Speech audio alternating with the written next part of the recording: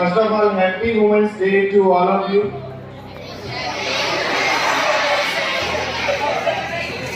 Okay. From the morning we are enjoying the function. Okay, we saw different performances, different speech related to Women's Day. Okay. मैं अपनी speech Hindi में continue करूंगा, थोड़ी feeling आएगी।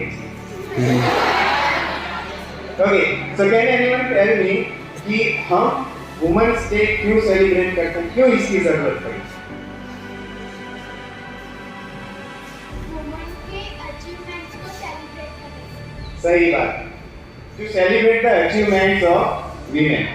Okay, तो इसकी जरूरत इसलिए पड़ी क्योंकि लेडीज, वुमेन, वो जो भी करती है, तो एक पुरुष प्रधान देश होने के नाते उनको उतना महत्व नहीं मिला। समझ में आ रही बात कि अगर कोई लड़की या कोई औरत आगे बढ़ के कुछ करती है तो उसको उतना महत्व नहीं मिला। क्यों? क्योंकि ये पुरुष प्रधान देश है। लेकिन भारत ऐसा नहीं था। हमारा जो प्राचीन भारत था, वैदिक काल का जो भारत था, जब सनातन संस्कृति चल रही थी, हमारे वेद में, हमारे ग्रंथों में, शास्त्र में, पुराण में नारी को बहुत ही ऊंचा दर्जा दिया गया है। एक संस्कृत के अंदर एक श्लोक है, यत्य नार्यस्तु पूज्यन्ते रम्यन्ते तत्र देवता यत्रास्तु न पूज्यन्ते अफला सकला फला। इसका अर्थ होता है कि जहां पर किसी नारी की पूजा होती है, उसे सम्मान दिया जाता है, वहां पे देवताओं का वास होता है।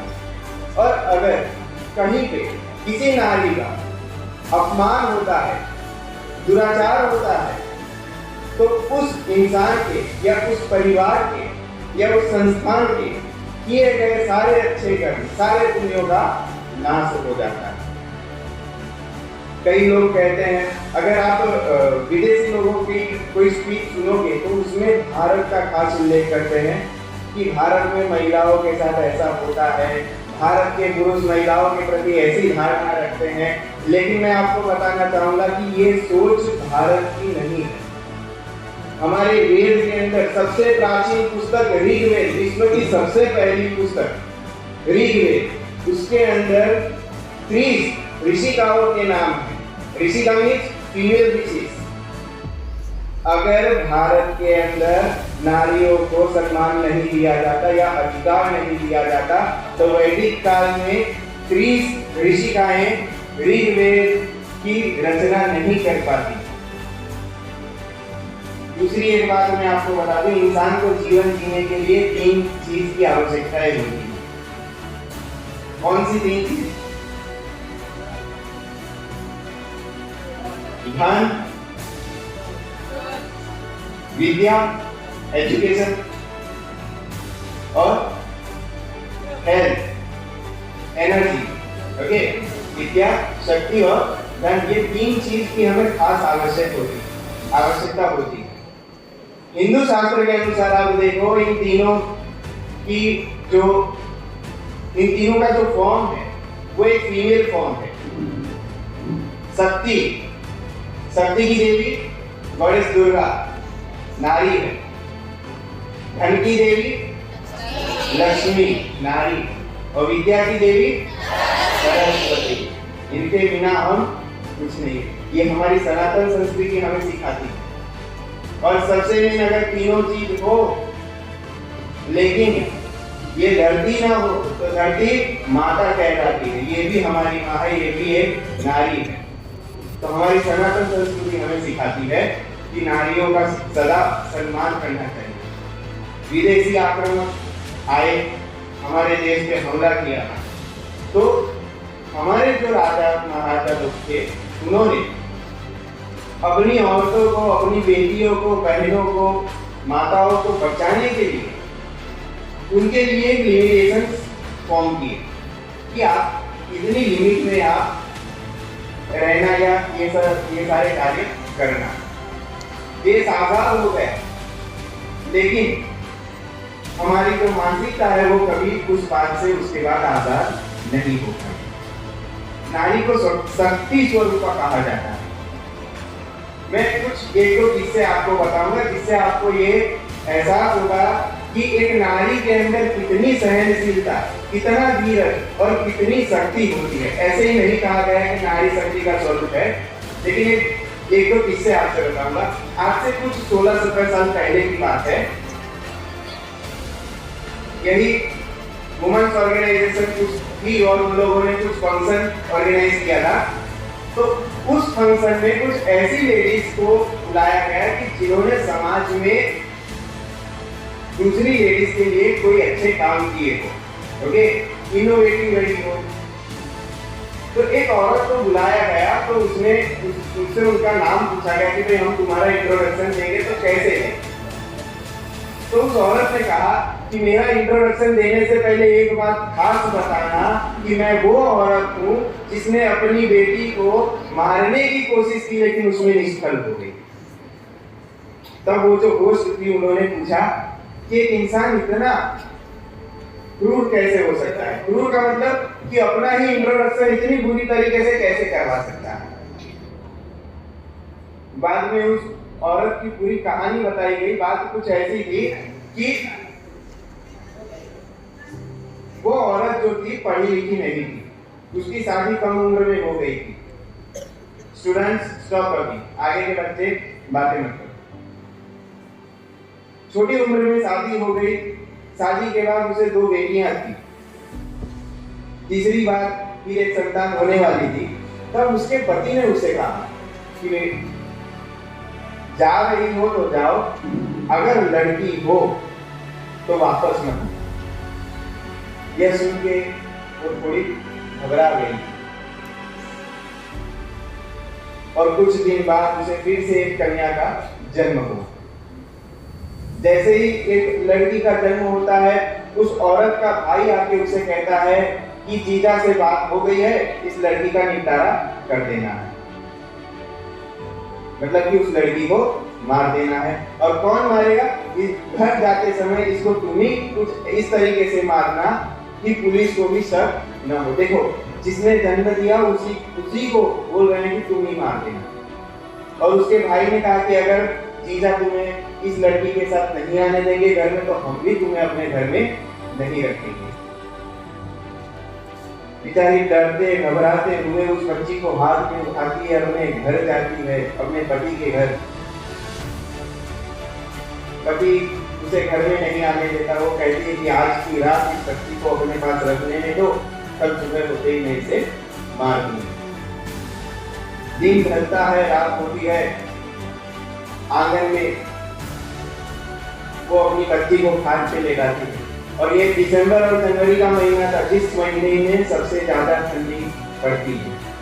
उस महीने में इसने अपनी बेटी के सारे कपड़े उतार दिए। मात्र 2 या 3 दिन की बेटी थी, सारे कपड़े उतार दिए और आंगन में खाट पे लेटा दिया। और बगल में एक चौखट पे बैठे बैठे वो राह देखती रही कि अभी इसके प्राण निकल जाएंगे, अभी मर जाएगी और मैं रोक के सबको इकट्ठा कर लूंगी। राह देखते देखते उसे नींद आ गई। दूसरे दिन सुबह हुई तो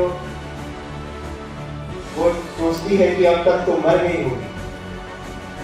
मैं जाऊंगी, उसे उठाऊंगी और खिला के सबको इकट्ठा कर दूंगी कि मेरी लड़की मर गई पैदा होते ही। जाती है, देखती है कि उस लड़की का पूरा बदन नीला पड़ गया है, लेकिन उसके अंदर अभी भी जान बाकी थी।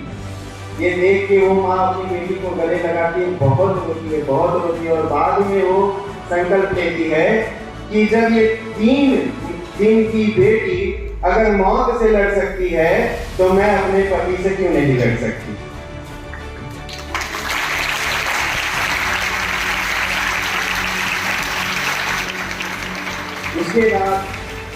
उसके बाद वो वहां से निकलती है, अपने पति के घर को छोड़ देती है, अपनी 3 बेटियां साथ में लेके निकलती है, महिला संस्थान में जुट जाती है और कई अच्छे काम करती है।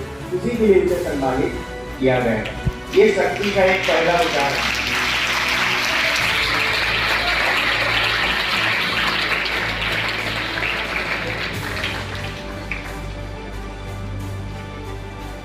एक और बात आपको बताना चाहूंगा, आज से कई साल पहले, शायद हमारा भी जन्म नहीं हुआ होगा, गुजरात के अंदर मर्की रोग का प्रभाव था। जैसे अभी कोरोना फैला है, ऐसे ही मर्की रोग फैला था। तो एक लड़की का परिवार जो था उस रोग से प्रभावित हो गए और उसके परिवार के सारे लोग मर गए। अकेली ये 10-12 साल की लड़की जीवित थी। अब उसके गांव में पूरा का पूरा गांव मर गया था, कोई बचा नहीं था। ये अकेली लड़की जिंदा थी। ये अपने घर से निकलती है, सोचती है कि यहाँ अकेले में अपना जीवन बसर नहीं कर पाऊंगी। वहां से निकल जाती है, कई जगह भटकते भटकते गुजरात के अंदर, हमारे गुजरात में एक मोरबी नाम का एक शहर है, वहां पर वो पहुंच जाती है। वहां जाके मोरबी के एक गांव में जाके देखती है तो एक माँ नीचे जमीन पे पड़ी हुई है, बगल में उसका पीने का बच्चा, उसकी रोने की आवाज आती है। जाके वो पूछती है उस औरत से कि ये बच्चा रो रहा है, तुम उसे उठा के दूध क्यों नहीं पिलाती हो? तो वो औरत कहती है कि मुझे मर्की रोग हुआ है, अगर मैंने उसे छू लिया तो मेरा लड़का मर जाएगा। देखो ये सहनशीलता उस औरत की, मरते हुए की अपनी संतान के बारे में सोच रही है। वो लड़की जाती है, उस बच्चे को उठाती है, उसे जैसे तैसे चुप कराती है। बाद में उस औरत को पानी ला के पिलाती है। वो औरत कहती है कि मेरी एक आखिरी इच्छा है, अगर वो पूरी नहीं होगी तो मुझे मोक्ष नहीं मिलेगा। तो कन्या कहती है कि बोलो, अगर मेरे बस में होगा तो मैं जरूर आपकी मदद करूंगी। 12 साल की कन्या है, 3 महीने का लड़का है। वो औरत कहती है कि मेरी इच्छा है कि मेरे लड़के की शादी हो जाए, अगर मैंने अपनी आंखों से अपने लड़के की शादी देख ली तो मुझे मोक्ष मिल जाएगा। वो कन्या क्षण भर भी देर नहीं करती और कहती है कि जाओ माँ, मैं आपको वचन देती हूँ कि आपके लड़के की आपसे मैं पत्नी। वो उसी समय उस लड़के से शादी कर लेती है। तुरंत ही उस औरत के प्राण निकल जाते हैं। उसने वचन दिया कि मैं इस लड़के की पत्नी हूँ। वो उस लड़के को उठाती है अपनी गोद में और अलग अलग गांव घूमने लगती है। एक जगह पे वो अपना बसेरा डालती है और वहां पे रहने लगी। कुछ साल बीते, लड़की 16 साल की हो गई, वो लड़का भी कुछ बड़ा हो गया। लेकिन एक प्रसंग के अनुसार बताया गया कि जब वो लड़की पानी भरने जाती है, अब 16 साल की कन्या है, तो पानी भरने जाती है और उस